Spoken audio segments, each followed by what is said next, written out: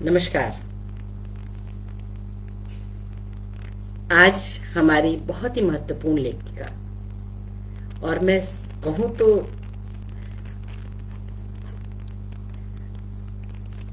हमारी जो भाषाएं हैं भारत की तमाम भाषाओं में, केवल हिंदी नहीं, तमाम भारतीय भाषाओं में लिखने वाली एक बहुत ही श्रेष्ठ लेखिका मृदुला गर्ग का जन्मदिन है।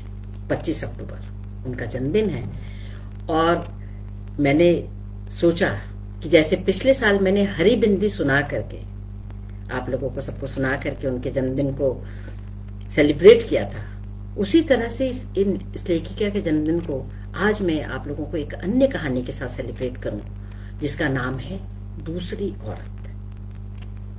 ये कहानी खुद मृदुला जी को भी बहुत पसंद है और मैंने जब सुबह उनसे बात की तो उन्होंने कहा कि दूसरी औरत सुना दो, क्योंकि मैं तय ही नहीं कर पा रही थी कि कौन सी सुनाऊं। इतनी सारी कहानियां, कभी इस पर उंगली रखती तो कभी उस पर रखती।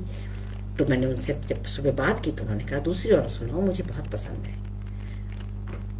आप लोग जब इस कहानी को सुनेंगे तो मैं आप लोगों को बता दूं कि इस कहानी को सुनिए उन तमाम औरतों की निगाह की जो आंखें हैं ना, उनके अक्स में उस औरत को देखते हुए जो पहली थी और जो दूसरी थी। गजब की कहानी, गजब। मैं क्या कहूं, इतनी अद्भुत कहानी है कि मैं बयान नहीं कर सकती। जरा सा सुनिए। और लेखिका की भाषा ऐसे ऐसे ऐसे जैसे आपने कोई मतलब लहर हो रही है, हवा चल रही है, तेज लहर आ रही है, ऐसी सुंदर भाषा। ध्यान दें एक एक बात पर और चलिए सुनते हैं गजल। शुक्रिया बेगम अख्तर का, और ये कहानी का हिस्सा है।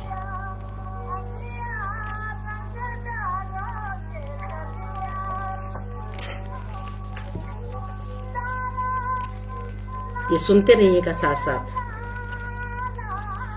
वो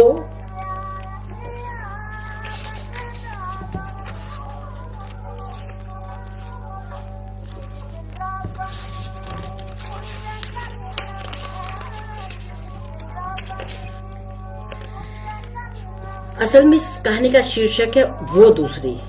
दिमाग में दूसरी औरत जम गया है, लेकिन इसको मैं करेक्ट भी लगा दूंगी। अर्चना जी नमस्ते, मैं करेक्शन भी लगा दूंगी, लेकिन कहानी का शीर्षक है वो दूसरी। ठीक है, एक एक चीज ध्यान से दीजिएगा, सवाल भी उठेंगे, उसका जवाब भी मिल जाएगा।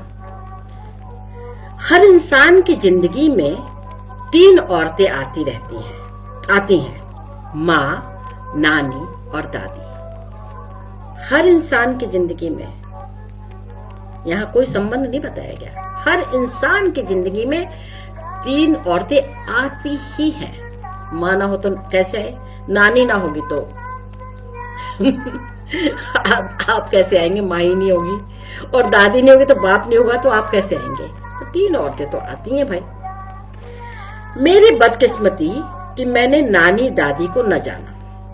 मेरे माँ बाप की शादी होने से पहले ही दोनों चल बसी। मेरा वजूद तक उन्हें कबूल ना रहा। नाना ने दोबारा शादी नहीं की। नाना ने दोबारा शादी नहीं की, इसलिए नानी की जगह नानी की याद ने ले ली। माँ बराबर उनकी कहानी मुझे सुनाती रही और यूं उनकी शख्सियत के तिलिस्म को जिलाए रखा। एक मैं थी, उल्टी खोपड़ी वाली, सुनती नानी की और सोचती दादी की, जिन्हें मां ने क्या मेरे बाप ने भी ना देखा था। उन्हें जन्म देते ही वे चल दी थी। मां ने जब मेरे पिता को जाना तो पार्श्व में दूसरी थी। ठीक समझे आप, दादी को मरे साल भी ना हुआ था कि दादा ने दूसरी शादी कर ली। मैंने दादी की तरह जिसे जाना वही दूसरी मां। ना, हम उन्हें दूसरी कहकर नहीं पुकारते थे। वही दिवंगत दादी को मुसलसल पहले कहकर खुद को दूसरी बनाए रखती थी। कभी कभार जब माँ नानी को छोड़ दादी पर आती तो जिक्र दूसरी का रहता, पहली का नहीं।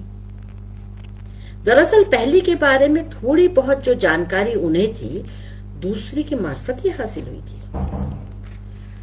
माँ बतलाती रही थी कि जब वे बहू बनकर उनके घर आईं तो अगवानी में सास नहीं, सास की जिठानी को खड़े पाया। बड़े लाड़ चाव से उन्होंने बहू को देहरी पार करवाई और लंबी सांस भरकर कहा, आज वह होती तो कितनी खुश होती। वैसे खुश यह भी कम नहीं। अरे ओ छोटी छोटी, उनके पुकारने पर अचानक ऊंचे सुर में गाई जा रही गजल थम गई। मां के कानों में उस भड़कती गजल के बोल बार बार जे में ही पड़ गए थे, पर उसका दूर का भी ताल्लुक उनकी सास से हो सकता है, सोचा ना था।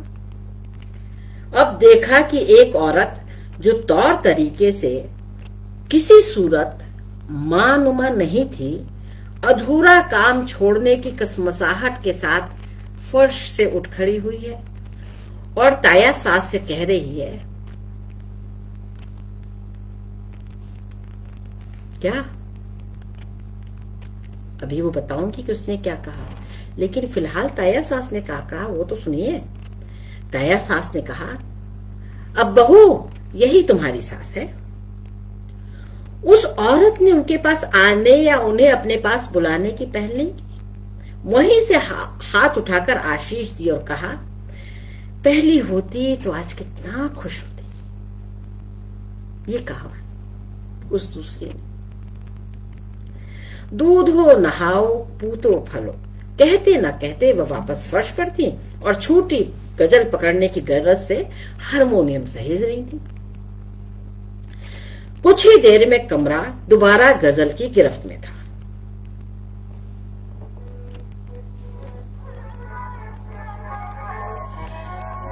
खुरदरी पर पुरसोज आवाज में गाई जा रही गजल में कुछ ऐसी आशिकाना तलब थी कि मुजरे का समा बन गया।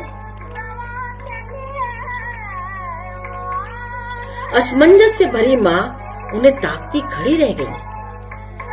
आगे बढ़कर पांव छूने का ख्याल भी जहन में नहीं आया। ताया सास ने ज्यादा वक्त दिया भी नहीं, बाह से थामकर रस्में पूरी करवाने कमरे के दूसरी तरफ ले चली थी। वह औरत उसी तरह सुरों को भरपूर उठान देकर ऊंची आवाज में पास रही थी। उसे घेरे जो 5-6 औरतें बैठी थी, उन्होंने भी उठकर बहू के पास आने की कोशिश नहीं की।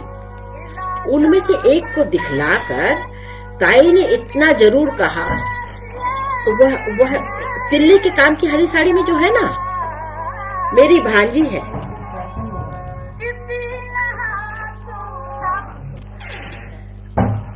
बिट्टो, उसका नाम है बिट्टो।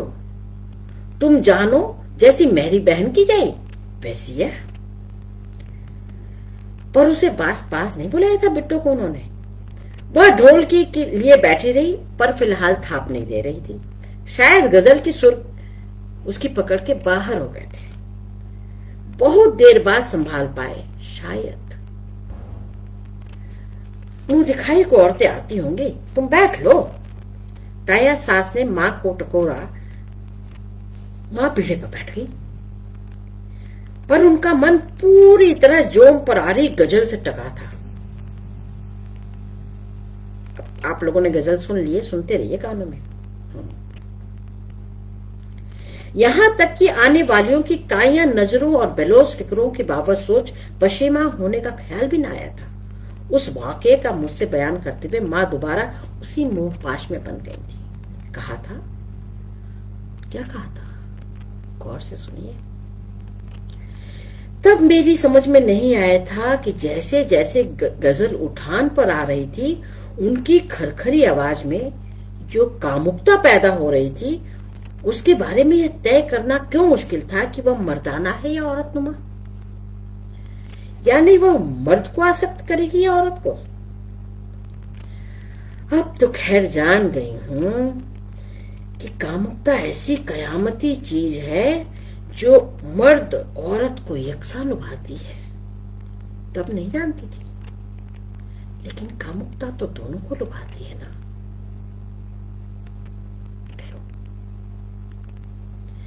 तभी नीचे से बाकायदा मर्द की मर्दाना आवाज गूंजी थी, उससे कहो धीरे गाए। उन्होंने एकदम गाना बंद नहीं किया, कहना करना मुमकिन भी नहीं था।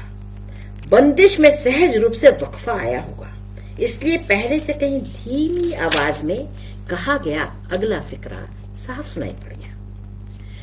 रंडियों के मोहल्ले की है ना, तभी तो आगे का जुमला कई मर्दों की मिलीजुली हंसी में खो गया। कहने वाला भी नाराज कम, चुहलबाज ज्यादा लगा। सास ने बीच में बोल गजल रोक दी, हारमोनियम भी, पर लज्जित या अपमानित भी नहीं दिखी। मां ने अचरज के साथ देखा था, उनके चेहरे पर एक नखरीली मुस्कान तैराई है, जैसे कई बार का सुना आशिकाना जुमला फिर सुना हो। रंडियों के मोहल्ले की है ना, तभी तो। उनके बजाय मां पर्याप्त लज्जित अपमानित हो ली थी। चेहरा लाल हो गया था, माथे पर पसीना चुहचुहा आया था। सास से अनदेखा न रहा होगा। उन्होंने हंसकर कहा था, इनका तो हमेशा का एक ही बोल है, बैठ तो ऐसे ही चलता रहता है। तभी औरतें आनी शुरू हो गई। जो आए उसने यह जरूर कहा, आज वो होती तो कितना खुश होती। हर बार दूसरी ने हंसकर जोड़ा, ना हो पहली जिठानी जी तो हैं। 4-5 बार हो लिया तो ताई ने याद दिलाया, तू भी तो है छोटी। हाँ मैं तो हूं ही पहली की जगह। मां को पूरा व्यापार खासा अटपटा लगा। बाद में रफ्ता रफ्ता दूसरी ने काफी बातों का खुलासा कर दिया। रंडियों के मोहल्ले के बारे में मां की जिज्ञासा सबसे ज्यादा थी, पर मुंह खोलकर उस बदनाम बस्ती का नाम लेना नामुमकिन था। इंतजार ही कर सकती थी कि दूसरी खुद बात छेड़े। ज्यादा इंतजार नहीं करना पड़ा। दूसरी को बोलने बतियाने से गुरेज न था। खूब तफसील से बतलाया था उसने। हाँ, मैं ठहरी गरीब घर की लड़की, इकलौती तो क्या, अगर इकलौती हुई तो क्या हो गया, थी तो गरीब घर की ना। रंडियों के मोहल्ले के पिछवाड़े रिहाइश थी अपनी। शाम ढले उस मोहल्ले में मुजरा जमता तो वह गजल उठान भरती कि सुनो तो गश खा जाओ। दीन दुनिया की सुध न रहे। एक बात कहूं, बीबी जेठानी से ना कहना। पास में मंदिर भी था अपने गरीब खाने के, वहां भी शाम सवेरे कीर्तन हुआ करे था। एक से एक भजन गाए जाते थे, पर उन लोगों की गजलों के प्रसंग भी न ठहरे कभी। गजलों की क्या कहूं बीबी, बोल ऐसे कि पांव थिरक उठे। पर बीबी मैं जो एक दिन भी नाची कभी नहीं। मैंने कुछ किया तो यह कि उनके सुर से सुर मिलाकर गा दी। आपसे आप कैसी ऊंची बेझिझक आवाज में गाया करे थी वे। गली पार कर एक एक बोल यूं साफ कानों में उतरे कि जस का तस उचार लो।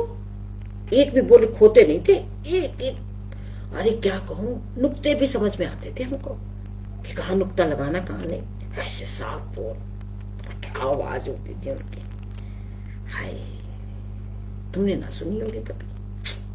तुम लोग कहां सुनोगी, वैसे भी तुम लोग तो शहरों की और हमारे जैसे मोहल्लों में थोड़ी रही हो। आपने सुनी। सच कहूं अकेली इकलौती थी, मां को कानों से सुनाई नहीं पड़ता था, नहीं तो गाने देती भला वो मुझे। और बाप मेरा गरीब बेचारा रात देर तक तो हमारे खाने पीने की जुगाड़ के लिए घूमा फिरता था। उसको पता ही ना था कि हम गाया करती हैं। सो हम दिन भर क्या करती हैं, उनके शाम बैठे क्या करती हैं, उनके बोल सुनाई पड़ते और हम गा देती। और अगले दिन उसका रियाज कह रही हूँ मैंने, रियाज क्या, रियाज थोड़ी। वे बेसाख्ता हंसती और काफी हंस लेने के बाद हारमोनियम ले बैठी थी। कुछ दिनों के अंतराल के बाद बीच की अपनी छोटी कहानी फिर से शुरू हुई। जब बाबूजी तुम्हारे पहली के इंतकाल के बाद दूसरी की खोज में निकले और हमारे गरीब खाने पहुंचे तो सबने जाना कि मैं किस कदर बेवकूफ थी। जैसी रीत है, बाबूजी ने जब मेरे बाप से कहा बच्चों की खातिर दोबारा ब्याह करना है, गरीब घर की ही लड़की चाहिए, तो समझो मेरा बाप तो भवसागर तर गया। मेरी इम्तिहान देने की बारी आई तो मैंने उसकी नाव क्या लुटिया ही डुबो दी 20 सागर। खुशकिस्मत था कि कंगाल न हुआ। हैरानी हो रही है ना तुम्हें कि मैं क्या बताने जा रही हूँ? सुनो। बाबूजी ने कहा सुना है ये गाना जानती है, इनसे कहिए कुछ सुनाए। लो, इन्हें कैसे खबर लग गई? मेरी समझ में ना आया। बहुत बाद में सोचा उनकी आवाज मुझ तक पहुंचे थी, कौन जाने मेरी भी उन तक पहुंची हो। वह तो खैर बाद की बात है। उस वक्त तो जैसे ही मुझसे कहा गया गाओ और मैं शुरू हो गई। वो फड़कती गजल गाई और इतनी ऊंची आवाज में कि सख्ता छा गया। सुर कुछ ज्यादा ही ऊपर उठ गए। घबराहट में तुम जानो बीबी, सुजान सवार भी या तो ठिठका रह जाए या लगाम खींचनी भूल जाए। सो अपन तो लगाम खींचनी भूल गए, ऐसी ऊंचा उठान की आवाज करती है हमने। फिर मैं तो मेरा गाना सुनकर बाप की मेरे समझो कि दिल की धड़कन ही बंद हो गई। पर बाबूजी हंस दिए, बोले रंडियों के मोहल्ले की है आखिर, कोई बात नहीं, सीख जाएगी। क्या मतलब?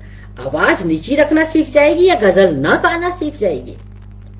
मेरे बाप ने जरूर दूसरे वाला मतलब समझा होगा, यानी गजल न गाना सीख जाएगी। ये चुप रहेगी। काफी फटकार पिलाई, पर कहता क्या? बाबूजी ने रिश्ते से इनकार तो किया नहीं था, पर मेरी माँ, शायद वो मुझसे भी ज्यादा पगलैट थी, बोली रसिया है अपना दामाद, गाना सुनते आंखें हुलस रही थी उसकी। तुमने नहीं देखा? कैसे तो हुलस के देख रहा था। ऐसा नहीं है बीबी की आवाज धीमी रखने की कोशिश ना की मैंने, कितनी तो बाबूजी की डांट टपट सुनी। एक वादी पहली सलीकेदार छुई मुई सूफियानी, एक यह है गावदी बेशऊर। और बाबूजी क्या सभी यही कहते हैं, बेशऊर गावदी, बड़ी सलीकेदार थी। कहां पहली कहां यह। तभी न बाबूजी ने चारों बेटों को जिठानी जी के हवाले कर दिया। अरे 2 पहली के, 2 मेरे। तमीज तहजीब सिखलानी थी कि नहीं, उनके भी जो है यही है, उनके अपने कोई बच्चे नहीं है, ऐसी तकदीर है उनकी। बहन की जाई एक है जरूर, पर लड़की वही जो ढोल के लिए बैठी हुई थी वहां। एक बात है, अपनी जिठानी है बड़ी इंसाफ वाली। दिन में चाहे 20 बार कहे जैसी बहन की जाई वैसी मेरी, पर पालते वक्त बेटों को, हाँ भतीजों को हमेशा ज्यादा करते आका। चारों के चारों शहर के बढ़िया स्कूल कॉलेजों में पढ़े। दोनों छोटे तो अभी भी पढ़ रहे हैं। बड़े भैया की नौकरी लग गई वहीं शहर में, इनकी तुम्हारे उनकी भी लग जाएगी देर सवेर। सच उनका हक उन्हें देने में जिठानी जी ने कभी कोताही नहीं की। जेठ जी कौन अपने छोटे भाई से कम है? बाबूजी को तो तुम तो जानो ही हो, लड़कियां फूटी आंख ना सुहाती। कहा करे हैं, एक ही शुक्र है भगवान का कि लड़की ना दी। मेरी तरह गाने लगती तो बाबूजी उसका गला ही टीप देते। सच्ची कह रही हूं। हाँ, मेरा क्यों नहीं टीपा? लो पूछ लो, आंखों से क्यों पूछती हो? जुबान से पूछो ना कि मेरा क्यों ना टीपा, मैं तो ऐसे गाती रहती हूं। जवाब मुझ पे है। लाख कहते फिर आवाज नीची रख, आवाज नीची रख, पर गजल सुनने की तलब उठती रहती है बराबर। जब तक हुक्म सुनाने में बाज ना आते। अरे ओ रंडियों के मोहल्ले की, सुना तो आपने कोई फड़कती गजल। अरे बड़ा बन कर रहा है, सुना सुना, चल चल।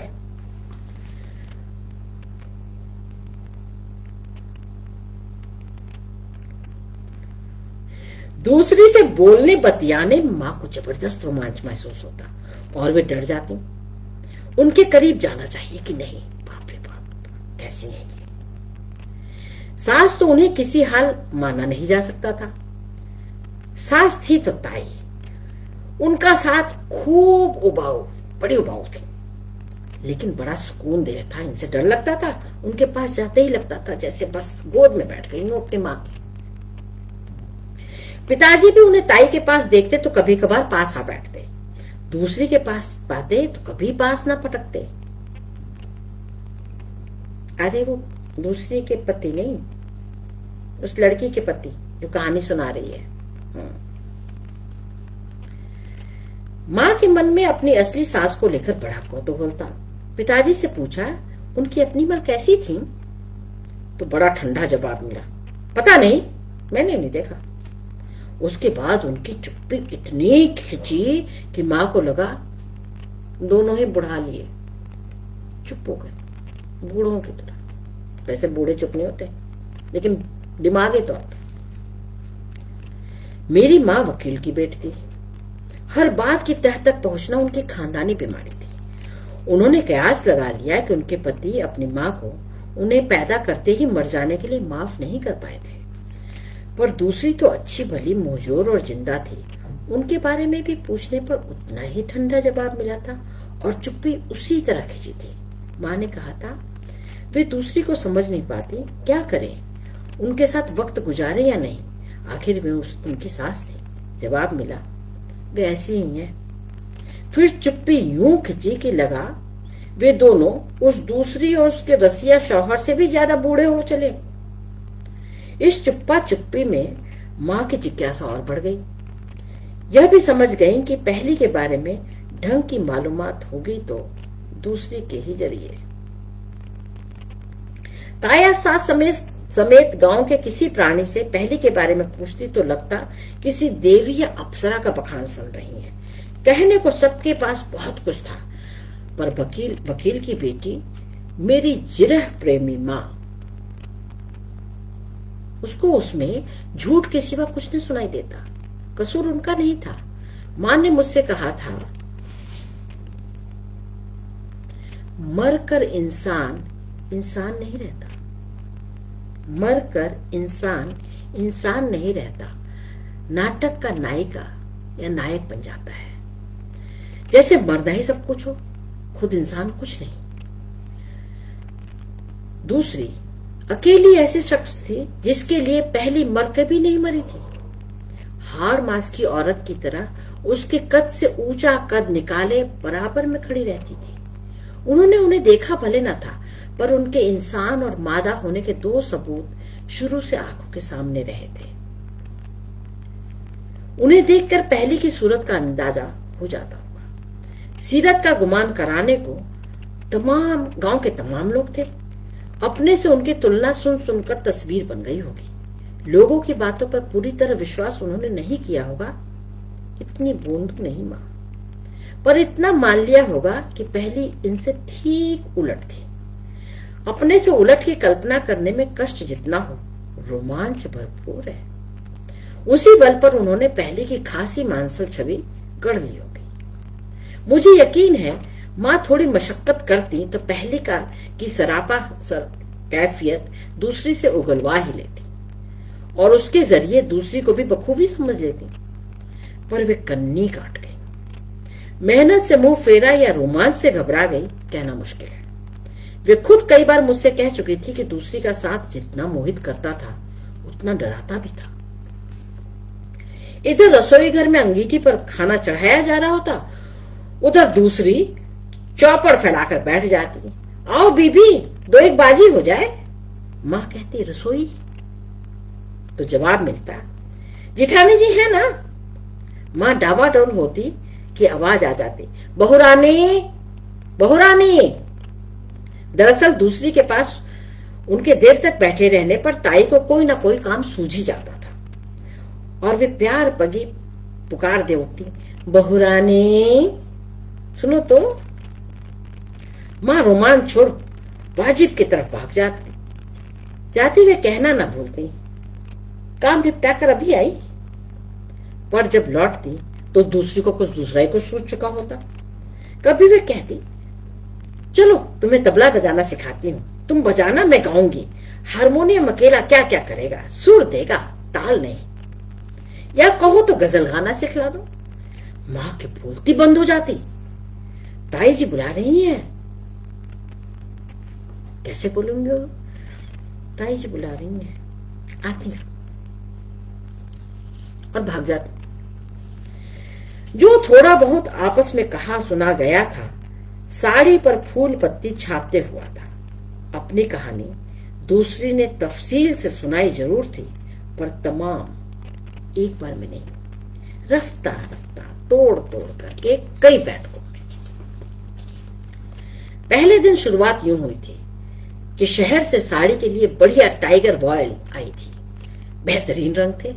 वसंत पंचमी पास थी, सो एक पीली साड़ी सामने फैलाकर दूसरी ने कहा था, सुना है फूल पत्ती आंकने में तुम खूब माहिर हो, पेंसिल से जरा खींच दो, धागे से मैं पूर लूंगी या अपनी बिट्टो से भरवा लूंगी। उसका हाथ बहुत साफ है, पर चित्रकारी करना हर किसी के बस का नहीं। मैं तो कहूं हूं गाने बजाने से कम हुनर नहीं है इसमें। पर तुम कौन तस्वीरें खींचोगी? फूल पत्ती को ही कह रही हूं, इतना तो कर लोगी ना। बहुत ध्यान से सुनिएगा फूल पत्ती वाली बात। फूल पत्ती काटने को कह रही है दूसरी। क्यों? इसका खुलासा आगे होगा, और इस बात को भूलिएगा मत। कहानी में ये बात बहुत महत्वपूर्ण है, इसलिए इसको ध्यान रखिएगा। तो एक बार फिर से पढ़ देती हूं। सुना है तुम फूल पत्ती आंकने में खूब माहिर हो, पेंसिल से जरा खींच दो इस साड़ी पर, धागे तो मैं भी पूर लूंगी या अपनी बिट्टो रानी से भरवा लूंगी। इसका हाथ बड़ा साफ है, पर चित्रकारी करना हर किसी के बस का नहीं। मैं तो कहूं हूं गाने बजाने से कम हुनर नहीं है इसमें। पर तुम कौन तस्वीरें खींचोगी? फूल पत्ती को ही कह रही हूं, इतना तो कर लोगी ना।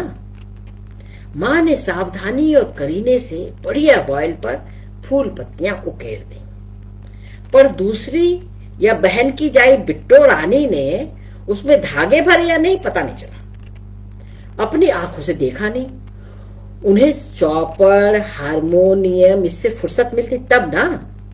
गांव में मां का बसेरा ज्यादा दिन हुआ भी नहीं। जानती तो वे हमेशा से थी कि पिताजी की नौकरी लगेगी तो शहर में, पर 4-1 महीनों के भीतर ही हो जाएगी, यह नहीं सोचा था। गांव छोड़ने का वक्त करीब आया तो दूसरी से अंतरंग होकर पहली के बारे में सविस्तार जान लेने की इच्छा और तेज हो गई।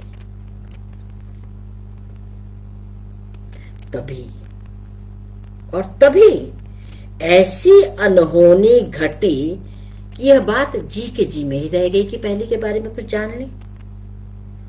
हुआ यह कि मां को पता चला कि वे गर्भवती हैं। ताई के साथ लचीली नखरीली खुशी मना पाती, इससे पहले एक खबर और हाथ लग गई। बड़ी ही ऐसी धमाकेदार खबर थी, और वो खबर यह थी कि दूसरी भी गर्भवती है। मां की खुशी मनाना भूल पूरा परिवार शर्मसार हो गया। सबसे ज्यादा मेरे दादा, दूसरी के रसिया बाबूजी। बेटे बहू के नक्शे कदम पर इस उम्र में वह ऊंची आवाज में गाई जा रही गजल तो थी नहीं कि सारी तोहमत रंडियों के मोहल्ले पर थोप कर पल्ला झाड़ अलग हो जाते। मां पिताजी के शहर रुखसत होने तक बेचारे तमाम रोबदाब भूल मुंह छिपाए फिरा किए। दूसरी अलबत्ता खुशी का बकायदा इजहार करती थी खुलेआम, जैसे मां नहीं वे पहली बार गर्भवती हुई। वैसे उन्होंने 2 लड़के जने थे, लेकिन इस बार ही बड़ी खुश थी। मां ने तो पति और ससुर की शर्म यूं गांठ बांधी कि दूसरी से सीधे मुंह बात करना तक छोड़ दिया। गनीमत ये हुई कि पिताजी जब शहर रवाना हुए, माँ को साथ जाने से किसी ने मना नहीं किया। दूसरी का जापा सिर पर यूं शर्म ताने खड़ा था कि ताया सास ने खुद निकास ढूंढ निकाला।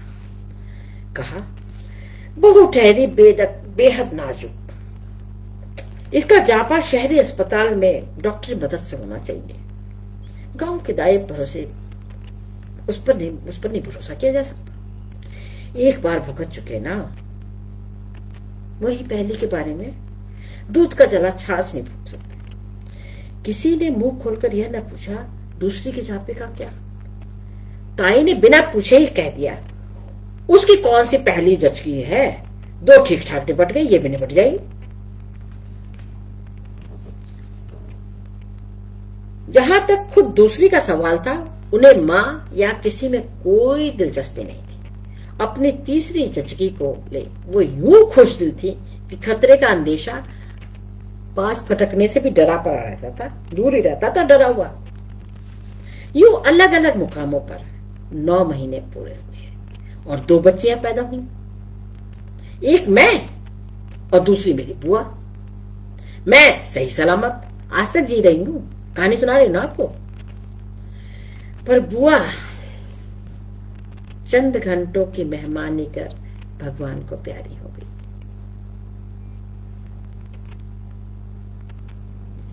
भगवान के प्यार के लिए सबने उसी की मर्जी को जिम्मेदार ठहराया और राहत की सांस ली। बस दूसरी सदमे से यूं काट हुई कि फिर कभी नहीं उभरी।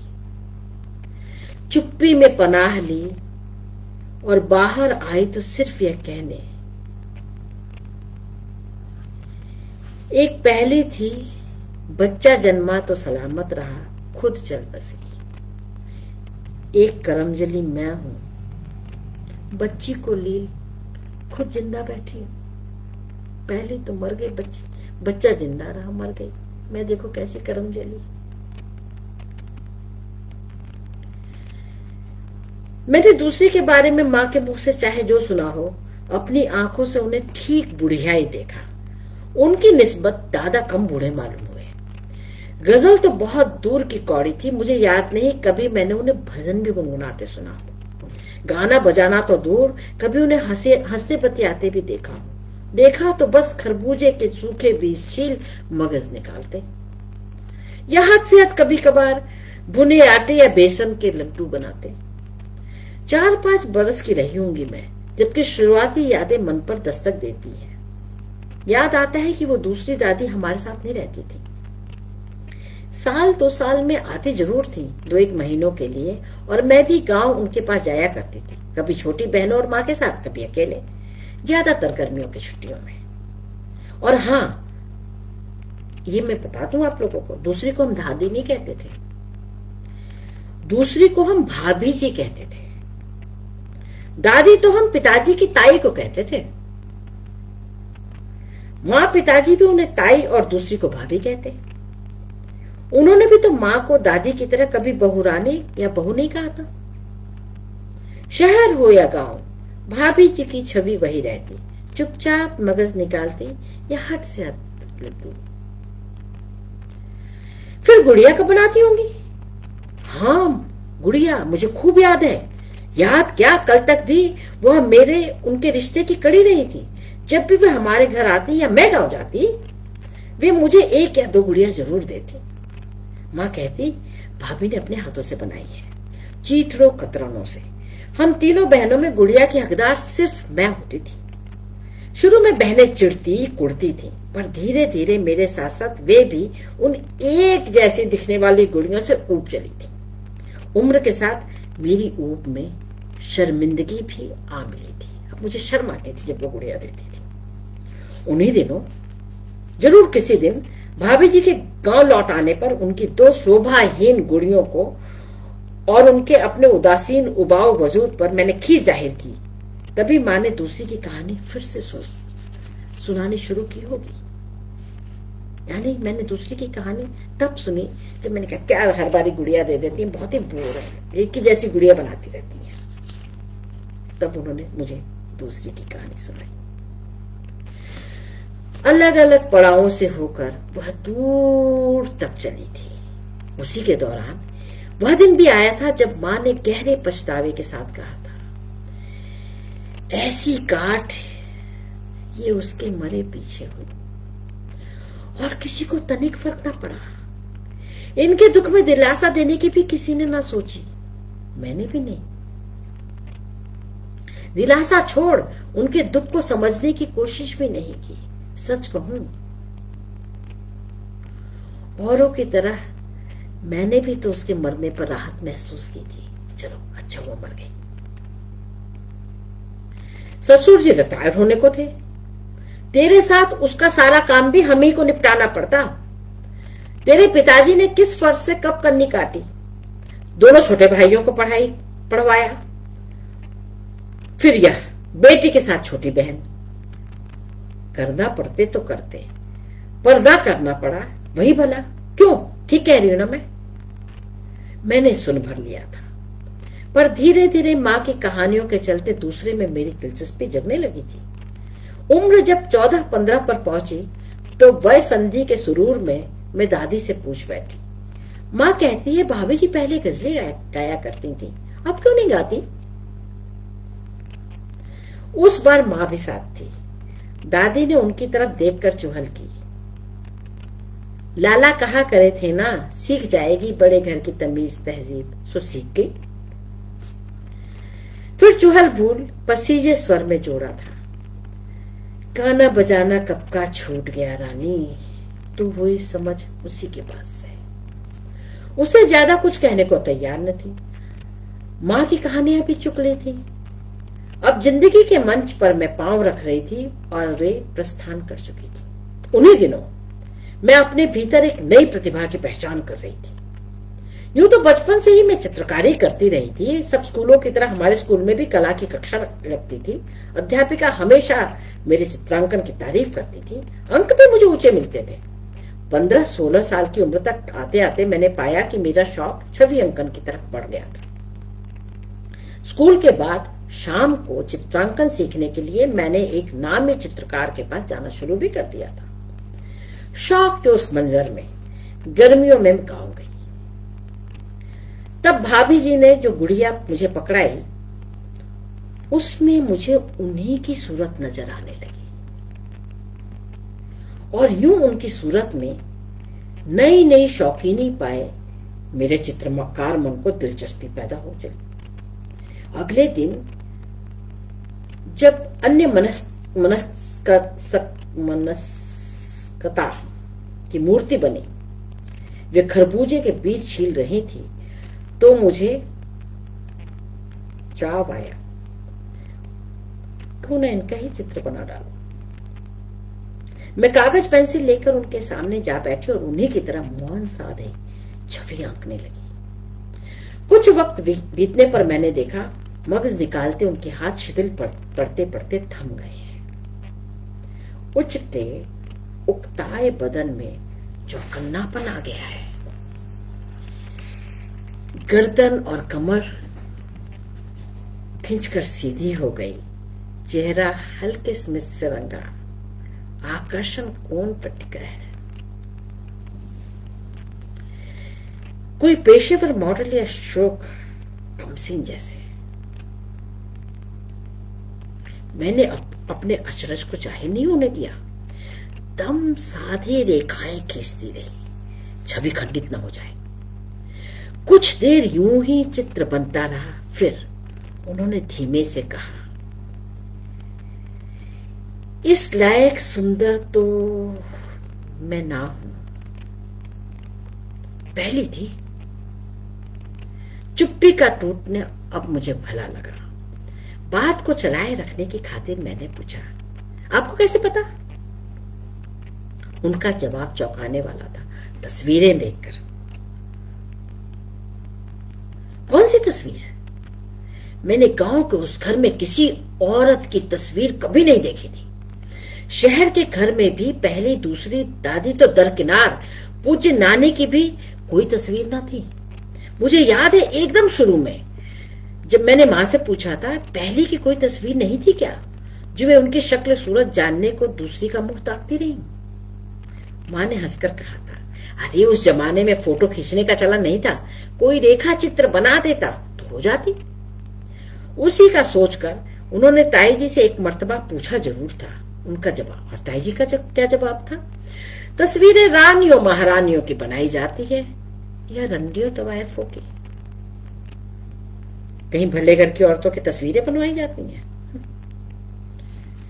बाद में बरसों बाद मुझे छवि अंकन करते देख माँ ने एक राज की बात बतलाई थी। मेरे नाना भी छवि अंकन किया करते थे। नानी का एक चित्र भी उन्होंने बनाया था और जमाने के चलन के अनुरूप उसे अलमारी में बंद करके रखा हुआ था। माँ ने एक बार चोरी से देखा था। नानी की छोड़ो, नाना ने तो दोबारा शादी तक नहीं की थी। उनके बारे में माँ ने जाने क्या क्या किंवदंतियां गढ़ ली थी, पर भाभी जी नानी की नहीं, पहली दादी की कह रही थी। कौन सी अलमारी पे बंद है भाभी? चित्र पूरा हो गया तो मैं भाभी जी के एकदम करीब गई। फुसफुसा कर पूछा, उनकी तस्वीर है आपके पास? उन्होंने मेरे हाथ से चित्र झपट लिया, आंख भर देखा और बोली, यह मैम? उनके चेहरे पर लवलीन विस्मृति बिखर गई। उस वक्त बुढ़ापे के बावजूद वे मुझे काफी सुंदर लगी।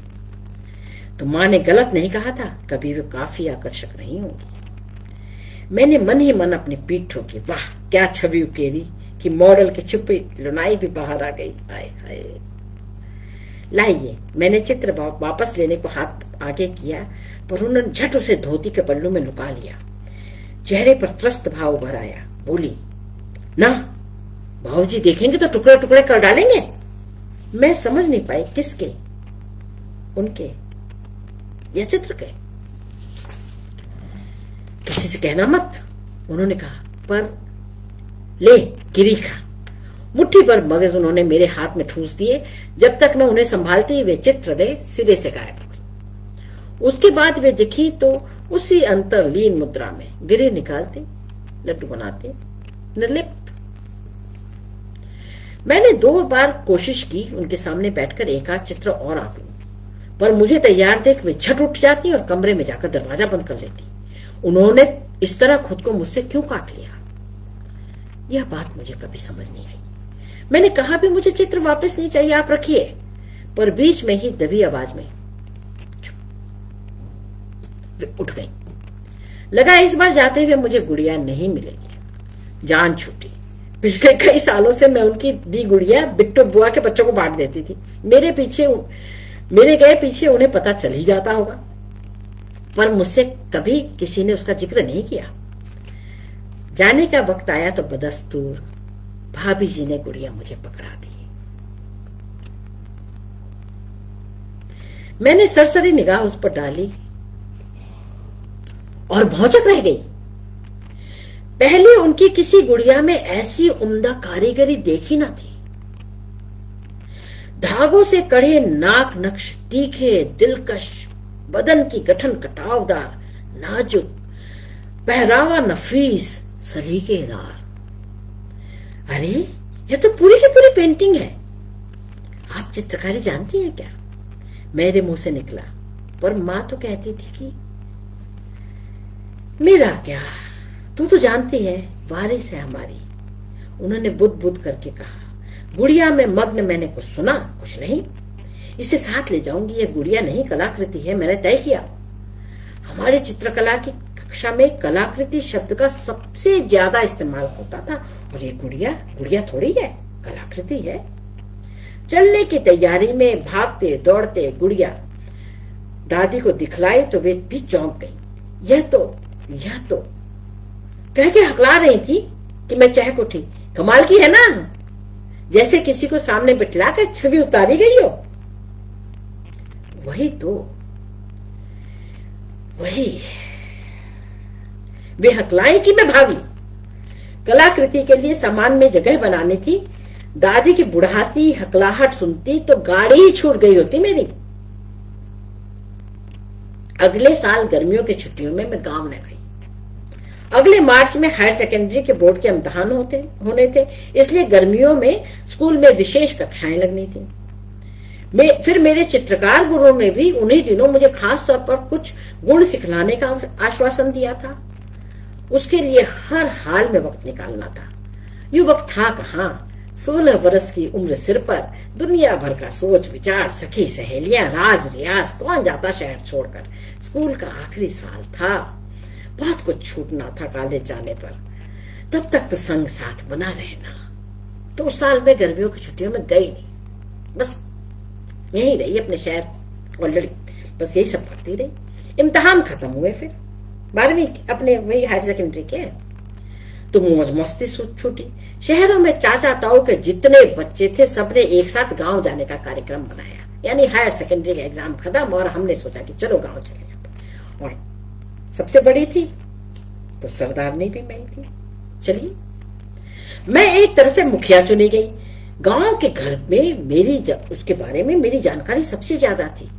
मैंने उन्हें यह जतला भी रखा था कि मैं तुम लोग कुछ नहीं जानते, मैं बहुत जानती हूँ। चलोगे तो मजे आएंगे मेरे साथ। मेरी परधानी शुरू होती, उससे पहले ही गांव से तार आ गया। भाभी जी नहीं रही। अरसे से मियादी बुखार आ रहा था। कई बार मुझे याद किया था। मेरे बोर्ड के परीक्षा चल रहे थे, इसलिए ये खबर मुझसे छिपा के रखी गई थी। अब तो सब कुछ गांव जाना था और सब गए। उनका संस्कार हो लिया तो बिट्टू बुआ मुझे हाथ से पकड़कर अपने कमरे ले गई। दरवाजा ढुकाया नहीं, बाकायदा कुंडी चढ़ा करके बंद किया। लकड़ी की अलमारी खोली, उसमें ठूसे तरह तरह के सामान के बीच से एक टीन का बक्सा निकाला। पुराने कपड़ों के अंबार में छिपा पड़ा था वो। बाहर आया तो पिचका, बदरंग, जंग खाया। उसमें ताला भी लटका था, लेकिन पता चला कि वो ताला, कुंडी ही उसकी खुल गई थी, तो कुंडी में खाली ताला लटका था। उसका ताला ऐसा जंग लगा। ताला तो देख करके मैं डर गई कि खुलेगा कैसे ये मुआ, इसमें कितना तो तेल डालो तब खुलेगा। और इन्होंने कुंडी और लगा ली है। लेकिन पता है क्या हुआ, वो उखड़ी जो पुड़ी थी, फिर उन्होंने बड़े जतन से संभाल कर मुझे पकड़ाया। हाथ आते ही ताले समेत ढक्कन खुल गया। भीतर मेरा बनाया भाभी जी का चित्र था। इसमें इतनी लुका छिपी की क्या बात है, पर हंसी मजाक का मौका न था। भाभी जी नहीं रही थी, हंसती कैसे। जब बनाया गया था नजर भर देख भी ना पाई थी। अब लगा बुरा नहीं बना था, जड़वा कर बैठक में लगाया जा सकता है। मैंने ठीक से परखने को चित्र उठा लिया। नीचे एक और छवि चित्र था। भाभी जी का हरगिज नहीं, चेहरा फिर भी पहचाना सा था। अरे वो गुड़िया, पिछली बारी तो दी थी उन्होंने, उससे कितना चित्र मिल रहा है। तस्वीर में बराबर उसकी सूरत झलक मार रही थी। अपना नीचे रख उसे उठा लिया बहुत एहतियात के साथ। फिर चित्र, वही सूरत, उठाया तो फिर वही। कमरा माया जाल में बदल गया। यह क्या जादू है, एक एक करके सभी चित्र मेरे आसपास लेट गए। मेरे वाले को छोड़ 8 थे, मेरे वाले से कहीं बेहतर। कला की निपुणता में, चेहरे के लावण्य में जितनी समझ मुझे थी, उसके हिसाब से चित्र बहुत बढ़िया, बहुत नफीस थे। तो भाभी जी चिप करके चित्रकारी करती थी। यकीन नहीं हुआ। माँ ने कहा था कि फूल पत्ती भी उनसे बनवाई थी। अकबकाए हाल बुआ से पूछा, भाभी जी ने बनाए थे? ना। तो पहली ने। सूरत किसकी है? उनकी अपनी। तभी भाभी जी पहचानती थी उनकी सूरत। पर भाभी जी के पास चित्र आए कैसे? पहली चल बसी, कभी ना दूसरी आई। दादी जी ने दिए, दादाजी ने दिए। पर भाभी जी तो कह रही थी कि, पर बुआ अब भी बोल रही थी, तेरे लिए हैं, मुझ पे संगवा गई है बेचारी, तुझ पे तो आया नहीं गया आखिरी दिनों में। कितना याद किया, अपनी जान रही नहीं, तुझी पर कुर्बान होती रही, पर तूने कब परवाह की। बिट्टू बुआ का इतना बोलना मैंने पहले कभी नहीं सुना था। सुनती भी तो क्या ध्यान देती इस बात पर। मेरे लिए तो वे भाभी जी की परछाई पर थी, वह भी मां के बतलाए इतिहास में। एक गाती तो दूसरी बजाते बढ़ना चौपड़, एक का छूटा तो दूसरी का भी छूट लिया होगा। मैंने तो उन्हें जब कभी एक नजर देखा बच्चों से घिरे हुए, पर वे पूरी चली जा रही थी। बेटे पैदा किए तो समझो पहली के, वैसे इनके ब्याह करके आई तो किसी ने कुछ माना थोड़ा। जब पेट में वह आई तेरे साथ वाली, तो समझ, हाय, ऐसा लगा कि जैसे जी गई हूं। उनको लगा ये मेरा है, मेरा बच्चा। क्या शौक जगमगाया था मन में बच्चे का, सब धरा रह गया। मेरे तो बाद में हुए, पर कभी जो इनको हाथ लगाया हो, कभी जो लाड़ किया है, एक वस्तु ही थी जिस पर वो जान छिड़कती थी। ऐसे जान छिड़कते तो कभी देखा ही नहीं। देखने की तकलीफ कब की। बुआ जी ने भी कहा चेताया, मरे पीछे हमदर्द बनना क्या मुश्किल है। पर तस्वीरें, ये तस्वीरें उन्हें किसने दी बताओ ना। दादाजी ने खूब सहेज के रखी, चढ़वा कर गई, टांगे क्यों नहीं। अच्छा नहीं माना जाता होगा ना। तो पिताजी को मालूम है इनके बारे में, ताऊजी को, दादी को। सवाल करने शुरू किए तो मैं धारा प्रवाह सवाल ही करती गई। मुझे लग रहा था कि मैं बोलती रहूं, एक एक सवाल, हर चीज जानने की इच्छा हो रही थी। हाँ जी, जरूर सहजते तुम्हारे दादा, बुआ तंज करके बोली। पा जाते तो जला न डालते जैसे और जलाई थी। रंडियों के मोहल्ले की तो ये थी, वे नहीं। उनकी आबरू पर कैसे आज आने देते भला। तस्वीरें जला दी क्यों। अरे आईने में देख देख जो अपनी छवि आप उकेरे, रंडी से कम हुई क्या। बुआ ने बंद दरवाजे पर नजर डाल लेने पर भी ये बात फुसफुसा के कही थी, और तुरंत जोड़ा, मुझे मती हूं। तेरे दादा का कहा मैंने। तेरे दादा ऐसी कहते थे कि अपने आईने में देख देख करके अपनी जो तस्वीर उकेरे है वो रंडी से कम थोड़ी है। फिर ये बची कैसे और भाभी जी के पास। पहली के मरे पीछे बच्चों समेत उनका सारा सामान तेरे दादा ने तेरी ताया दादी के जिम्मे डाल दिया कि ले संभाल, चाहे खुद बरत चाहे आने वाली बहुओं के लिए सहज। पहली बहू आई उनकी अपनी, मौसी ने कुछ गहना गुड़िया उसे दिया, कुछ आगे के लिए रखा। उतरन सुतरन तो सब उसी को दे दी, उस दूसरी को। उसी में ये थी। बक्सा खोल के देखा नहीं। लो और सुनो, तस्वीरें बक्से में थोड़ा थी, फिर कहां थी। बक्से में नहीं थी, फिर इतनी सहजी कैसे रही।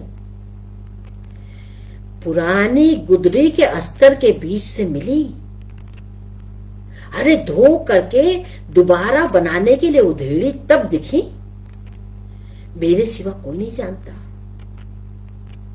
मैं जानती थी ना कि पहली तस्वीरें बनाया करती, मेरे सिवा इस बात को कोई नहीं जानता। अस्तर के पीछे ऐसे तय करके उस पर से ऐसे रुई लगा लगा करके बीच में तय करके रखी थी, किसी को पता ही ना चला कि तस्वीरें रखी हुई है इसमें। ऐसे ढंग से अस्तर लगा रखा था उसमें। मेरे सिवा कोई नहीं जानता इस बात को। दूसरी ने कसम दी थी मुझे, अब तुझे दे रही हूं, किसी से कहियो मत। बुआ ने चित्र भाभी जी की साड़ी में लपेट दिए। बड़ा मरे हुए की साड़ी कौन देखेगा। उसी में सुरक्षित रहेंगी तस्वीरें। तो साड़ियों के तह बना करके उसमें तस्वीरें डाली और उसको लपेट दिया, कोई देख ना ले। और वैसे भी ये तो उसके पास बैठी रहती थी, तो उसकी 2-4 साड़ियां लेके जा रही है, लोग तो ये समझेंगे ना। किसी से कहियो मत, ध्यान से ले जा तू इसे। मैंने अपने संदूक के कपड़ों के नीचे जमा दिए हैं उनको। अब शहर पहुंच लूं तब मैं कह दे रही हूं, इस बात को तो कहना ही पड़ेगा, किसी से कहे बिना मुझसे ना रहा जाएगा। हाय राम, रंडियों के मोहल्ले से आई लड़की, मां भी ऐसी, कभी पूछा ही नहीं, दूसरों की सुनी सुनाई बातों में आती रही। हाय, मैंने ही कहा पूछा, भाभी भाभी मैं तुम्हारी अमानत ले जा रही हूं। भाभी नहीं कहूंगी तुम्हें, दादी, ओ दादी, दादी मैं लिए जा रही हूं इसे। पर मैं चुप नहीं रहूंगी, ये कहानी कहूंगी जरूर। ये तो कहानी मैं कहूंगी और तुम्हारी तस्वीरें भी सहेजूंगी। तुम तो मुझे याद हो ना, बनाऊंगी भी उसे। मृदुला दीदी को जन्मदिन बहुत मुबारक हो, और उनकी कहानियां कितने कितने दूर तक और भीतर तक ले जाती हैं। आप मन के, उसके मन में उतरना गोया कुएं में उतरना था जिसके तल पर मीठा जल भरा था।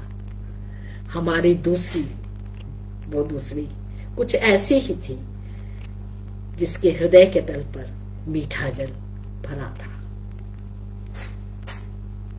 उसके मन में उतरना।